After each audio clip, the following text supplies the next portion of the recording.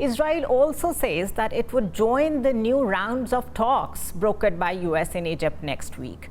What would this new push mean while the genocide still continues in Gaza?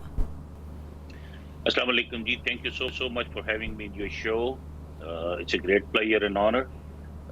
We have to understand the importance of the time at this particular stage.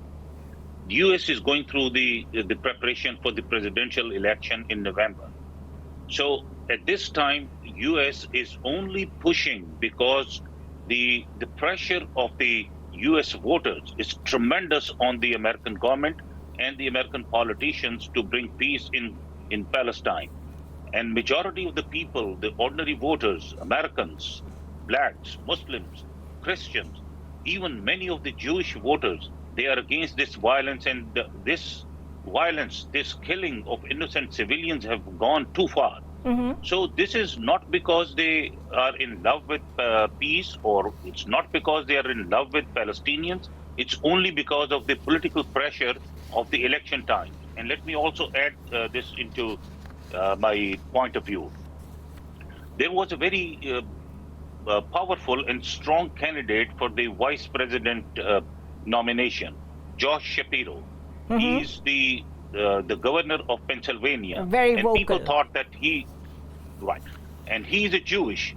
So right now they did not select. The Democratic Party stayed away from Josh Shapiro because they know the pressure of the American voters against the war and against the atrocities faced by the Palestinian people under the hands of Israelis.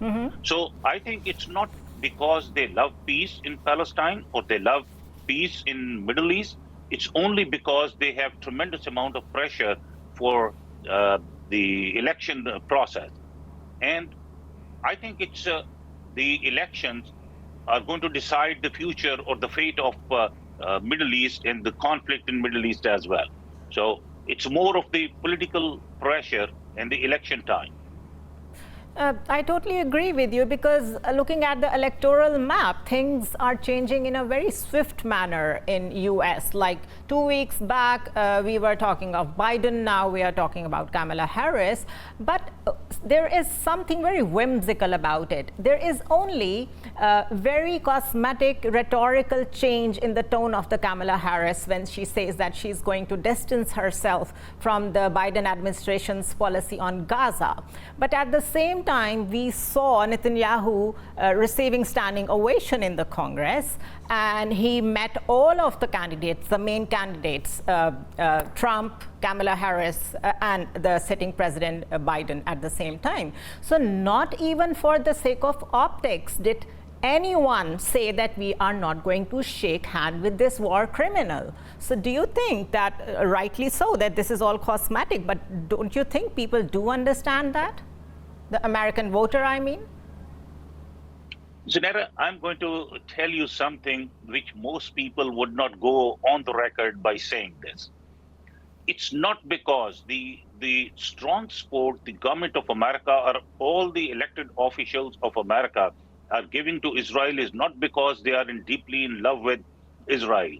This is, I'm going on record, because I had 30 years experience of dealing with the elected officials, and I'm even myself the Democratic Party official.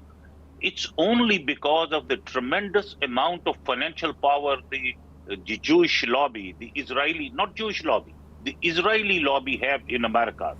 So it's more you mean of the financial AIPAC pressure. Kind of stuff? Absolutely. AIPAC is one of the pressures, one of the entities, and they are the strongest one, the biggest one. So that's why we always talk about the AIPAC. They have the local pressures as well, local Zionists, local political forces as well, who have tremendous amount of financial power. So to support, and in every election, every year, they pour in hundreds of billions of dollars in the local elections as well. So it's not because people love Israel or people love the atrocities or people love the zulm and all these killing of Israel in Palestine. It's not because of that. It's because most of these elected officials, members of Congress and senators are afraid of the financial power